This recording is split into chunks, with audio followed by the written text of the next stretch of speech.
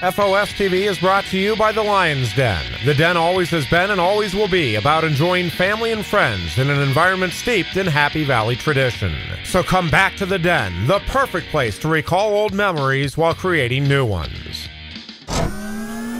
Mark Brennan of Fight on State here with another edition of FOS TV, joined by Pat Boland of ESPN Radio 1450 here in State College. We're going to recap Joe Paterno's weekly press conference. Thought would take you somewhere a little bit different today. We've been showing you some different areas of the stadium. Now, where are we, Pat? We've been to the Lion's Den on Friday nights. Now we're at the Pizza Den in the club seating area of the stadium. Very interesting. No pizzas in the oven right now, so we're going to have to go somewhere else to eat lunch. If need be, I can make a decent pizza, Pat. You know that, and I could take over this Pizza Den. But for the time being, hey, let's get straight to Joe Paterno's press conference. We talked a lot last week, and both of us took some flack from people who thought we were too critical of Joe, that he didn't really look and sound so great last week.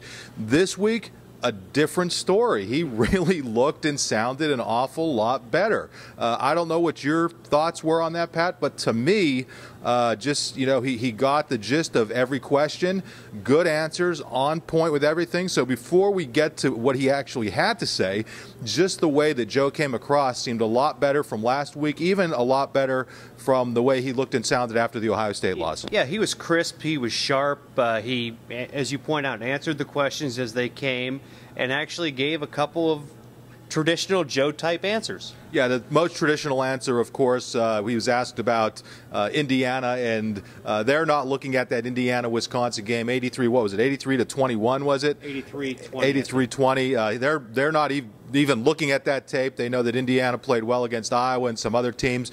But let's get straight to some of the most important stuff from this week, beyond Joe looking and sounding better. Injury updates.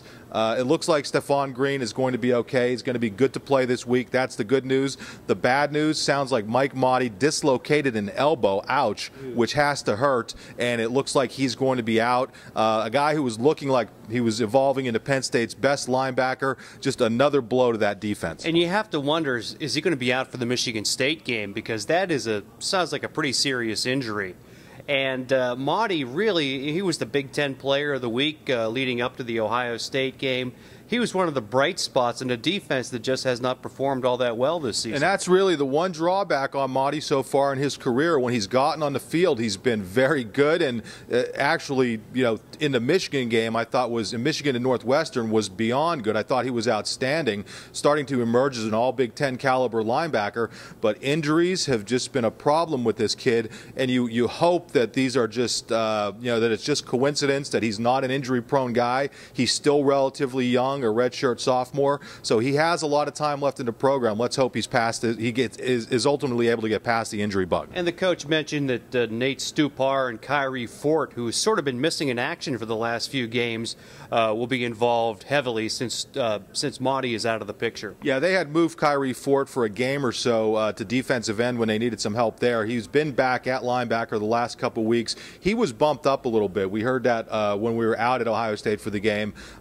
Joe really thinks he's one of the, if not the most athletic linebacker that they have. So look to see more of Kyrie Ford. And Stupar, when he's gotten in, has done a really nice job. But the injury problems overall, Pat, have just kind of devastated this team. Joe said that there are 5 guys they were worried about. The 2 that we mentioned, I think the other most prominent guy was Evan Royster, who Joe said sustained what he called a bruise, a serious bruise. It looked like on his leg at Ohio State, but Joe thinks Royster is going to be fine. And I talked to Royster this morning on his conference call, and he seemed to think everything was thumbs up for Saturday. He didn't really seem to think he was going to be slowed down very much by that injury. The other question that Joe was asked, obviously, I want to approach this delicately. There's some questions about Silas Redd's availability. I don't want to get into all the details on a family show here, but he was cited for doing something in public he probably should not have been doing in public. When asked about the question, Joe first said, when asked about his status for the Indiana game, Joe first feigned as if, why would I worry about his status? And when he was pressed a little bit, he said, we'll see. So I guess we will see.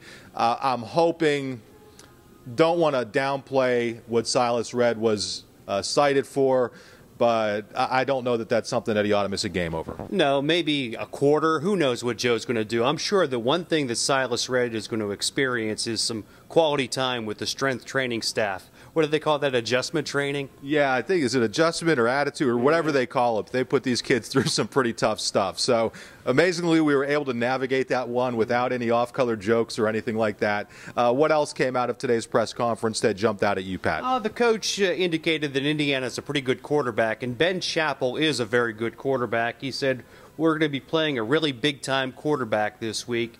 He was asked a little bit about playing the game at FedEx Field in Maryland. Didn't really know the details behind it because it was Indiana's deal to sell the game to the Redskins in FedEx Field.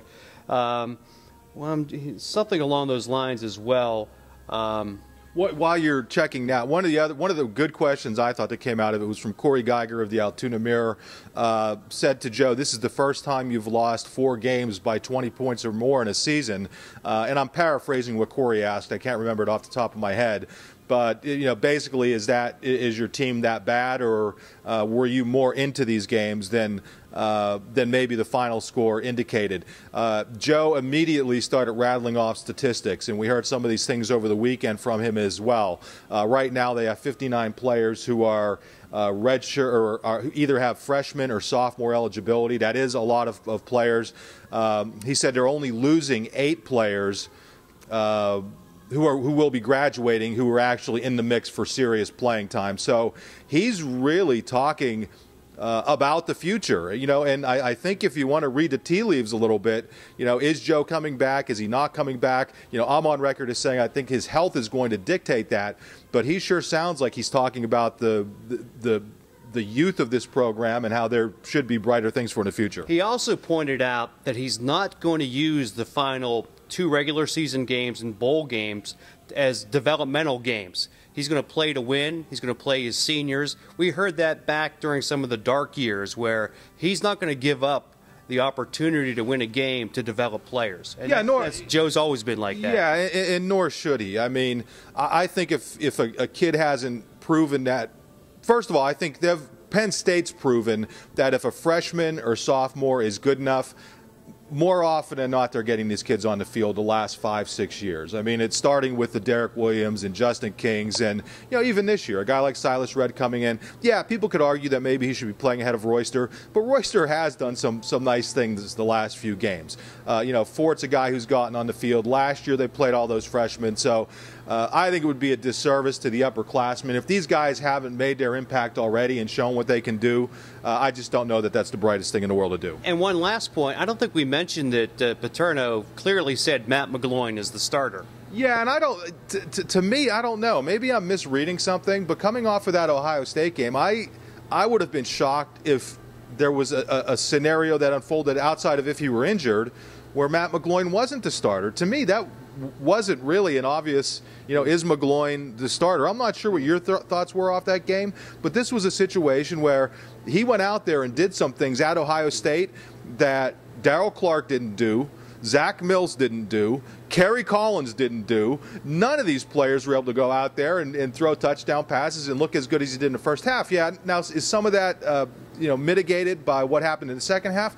Of course, but I don't think you lump everything that happened in the second half on McGloin either. I think there were drop passes, the running game didn't get going, the defense wasn't nearly as good. But people were still asking that question. I mean, it was on the message boards, radio shows. It was something that, it's like the obvious question sometimes has to be answered with the obvious answer. And I think Joe didn't, and I think this is the only time that we only had like one quarterback question all year. Yeah, and I'll go back to what I said. I think at this point, and I'll give my thoughts on this, Pat. I'll let you give your thoughts. I think McGloin's proved himself. I think he ought to be your starting quarterback from here on out. I know there are only 2 games left in the bowl, but listen, he's done something. He's emerged as a playmaker on that offense, and he's going to have his ups and downs. But in my view, ride him out through the end of the season, and then I think you're in a great situation going into the spring with 2 guys with quality experience, P.J. Jones, coming out of a red shirt. Newsome, we don't know what's going to happen with him, but you're this to me looks like it's a much better situation than it was at the beginning of the year. Yeah, it does, and I think that they can use the 3-4 weeks of bowl preparation really to get those guys locked down for the future. And it's going to be a very interesting spring. I think I said that last week. It's going to be fascinating to see how much Boland rises up to the challenge of being the second teamer now when he came out of the box as the first team quarterback. I think we'll see how mature he is. I mean, is he going to come out as a fighter, or is he going to let McGloin hang on to the starting job? Just some housekeeping notes. The stadium down there in Landover, Maryland, FedEx Field holds what, 90,000 plus. Yeah. From what we understand, about 50,000. Somewhere in the 50,000s of tickets have been sold. So there's going to be a lot of empty seats there. If you're a Penn State fan, I'm sure you'll be able to get down there and get seats for relatively inexpensively. This whole thing with Indiana will close on this note, Pat. We talked about this when it came out, but I think you're selling your soul. As Indiana, if you ever hope to be a decent program, you cannot be selling a home game to go play at FedEx Field in Penn State's backyard. It's one thing if you're playing in Indianapolis. It's a complete different thing. And this is why Indiana's losing games by 70 points and why they have no tradition, because they're willing to do this sort of thing. And I agree with you. I mean, Indiana, it's a program that hasn't won a Big Ten game this year. I think they won one Big Ten game last year. It's a program that is, I think, settled into the bottom of the league, and they're going to be there for a long time as long as they keep on doing these things. Okay, we're here at the Pizza Den. Pat Boland and I think we may start making some pizzas after this. If you guys want to come over, we'll be happy to feed you. They do the quarterback club meetings here, Pat. I don't know if you knew that. This is where the players come, and Joe comes about once a year to come and speak now. But the quarterback club stuff is here in the, what is this called, the Mount Nittany Club, or the club, or whatever. If you look out that way, you'll see Mount Nittany and the Jordan Center and everything else. One more of these to do next week. It's been great having you on all year. We'll talk more about that next week. But for Pat Boland of ESPN Radio 1450 in State College, I'm Mark Brennan of Fight on State. I think I know who I am. Thanks for joining us this week, and we look forward to seeing you next week.